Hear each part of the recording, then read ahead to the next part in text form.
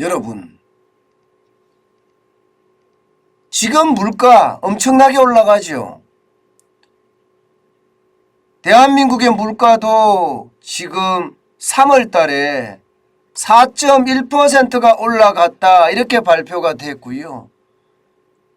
미국의 물가도 소비자 물가가 3월에는 8%를 넘어설 거다 이렇게 예측을 하고 있습니다.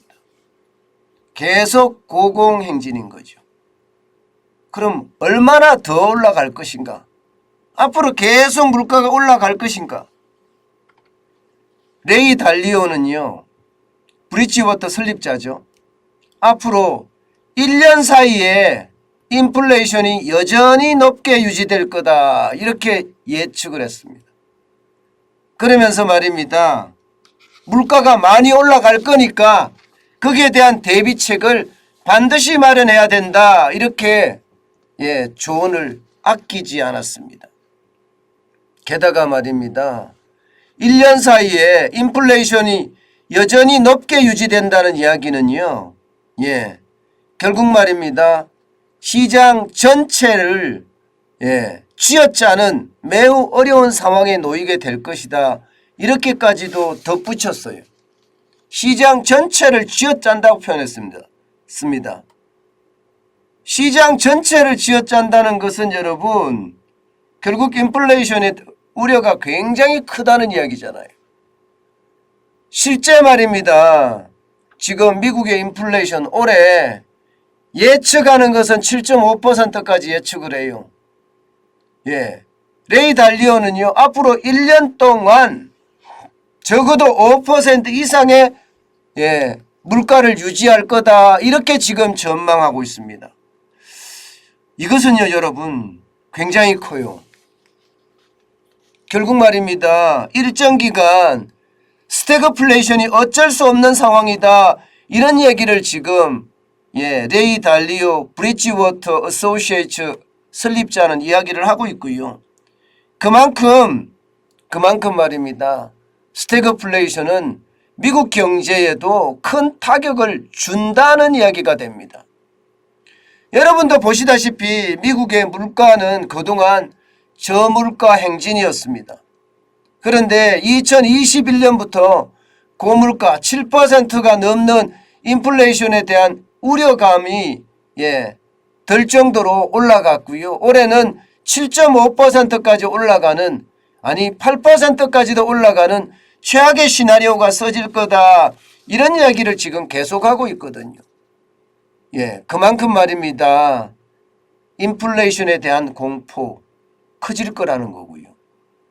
미국의 연방준비제도가 강력한 통화 긴축을 들고 나왔는데 이것을 들고 나왔다고 하더라도요. 5% 밑으로 떨어지기는 힘들다. 이렇게 지금 읽고 있는 겁니다. 사실 말입니다, 여러분. 미국은요. 빅스텝을 하겠다 이제 선언을 했습니다. 5월 4일 날 연방공개시장위원회가 열리면 이때 0.5% 금리를 올릴 거다. 이미 예고를 했습니다. 이제. 그리고 앞으로도 3번이 됐건 4번이 됐건 0.5%를 올릴 수도 있다는 이야기까지 했습니다. 굉장히 강력한 조치예요. 굉장히 강력한 조치예요. 빅스텝을 한 번도 아니고 3번씩이나 아니면 4번씩이나 빅스텝을 한다고 이야기했으니까 굉장히 강력한 조치죠. 그것도 말입니다. 미국 중앙은행이 말입니다. 그만큼 많이 올리겠다는 거죠. 여기에다가 말입니다.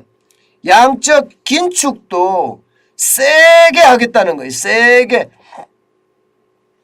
보시는 것처럼 2020년에 양적 완화를 실시를 했습니다. 2020년 3월에.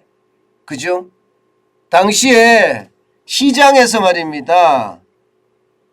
1200억 달러씩의 채권을 사들였습니다. 800억 달러의 국채를 사들였고요. 그리고 400억 달러의 MBS라는 주택저당증권을 사들였습니다. 그것을 지난 3월까지 완전히 마무리를 하고요. 이제 5월이 되면요. 쉽게 말하면 양적 긴축을 시작할 예정이라는 거예요. 양적 긴축은 그동안 사들였던 채권, 지금 보시는 것처럼 8억 달러 가까이 사들였잖아요. 8조 달러 가까이, 8조 달러. 근데 이 중에 한 달에 지금은 950억 달러씩, 이제는 채권을 오히려 매각한다는 거예요. 보유채권 국채를 600억 달러 매각하고요. 주택저당증권을 350억 달러 매각해서 950억 달러를 매달 매각한다는 겁니다. 결국 시중에 있는 현금을 빨아들이겠다는 거예요. 빨아들이겠다. 어마어마하죠.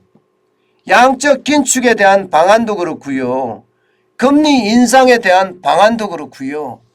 굉장히 강력한 통화 긴축 정책을 미국은 시작하려고 합니다. 그러니까 시장은 깜짝깜짝 놀라고 있죠. 깜짝깜짝 놀라고 있습니다. 그렇다고 하더라도 말입니다. 그렇다고 하더라도 결국 말입니다. 레이 달리오가 이야기하는 것은요. 1970년대식의 스태그플레이션의 공포는 올 거다. 길게 안 올지 모르겠지만 스태그플레이션, 저성장 고물가 시대는 올 거다. 아예 이렇게 예측을 합니다. 일정 기간 스태그플레이션이 미국 시장을 지배할 거다.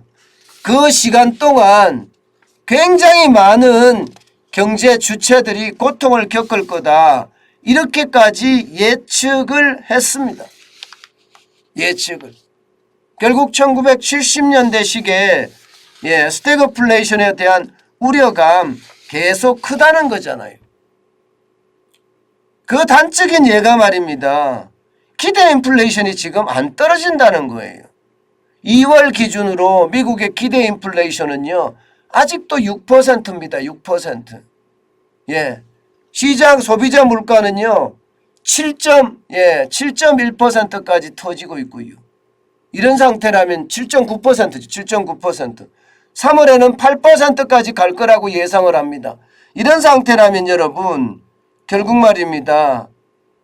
물가 폭등은 앞으로 미국이 통화 긴축 정책을 쓴다고 하더라도 결국 5%가 넘는 물가 폭등 앞으로 당분간 계속될 거다. 그에 따라서 미국 경제가 그만큼 뒷받침해주면 좋은데 그렇지 못하면 침체까지도 생각을 해야 되는 것 아니냐. 이런 예측을 내놓은 겁니다. 여러분, 미국의 장단기 금리가 역전이 됐습니다. 그러다가 다시 지금은 회복이 됐어요. 장단기 금리 특히 2년물 국채하고요. 10년물 국채 금리가 역전이 됐다는 것은 앞으로 미국 경제뿐만 아니라 세계 경제의 침체를 예고하는 상황입니다. 레이 달리오가 이야기하는 스태그플레이션의 공포가 실제 말입니다. 지표상으로서는 일어나고 있다고 보여집니다. 그만큼 말입니다. 경기 침체는 지금은 괜찮다고 이야기하지만 물가가 너무 많이 올라가서 여기에 대한 강력한 통화 긴축 정책을 쓰게 되잖아요.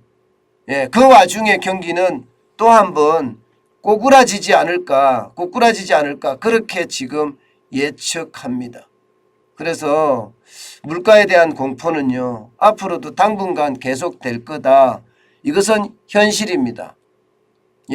이게 뭐 달라지거나 그렇지는 않아요. 그렇기 때문에 말입니다. 여러분 우리도 물가가 올라간다는 전제하에 우리의 어떤 경제 계획을 짜야 합니다. 소비 계획도 그렇고요. 저축에 대한 계획도 그리고 재테크에 대한 계획도 금리가 올라간다는 전제, 물가가 올라간다는 전제하에 모든 게 이루어져야 될 겁니다. 당장 말입니다. 물가가 내려가기란 굉장히 어렵다. 이것은요 분명한 사실입니다. 결국 물가가 많이 올라갔을 때 경제에 다가오는 치명상 저는 굉장히 커질 거라고 봅니다. 때문에 여러분 인플레이션 시대에 우리가 준비해야 될 여러 가지 상황들 반드시 하나씩 하나씩 차곡차곡 준비해 가야 합니다.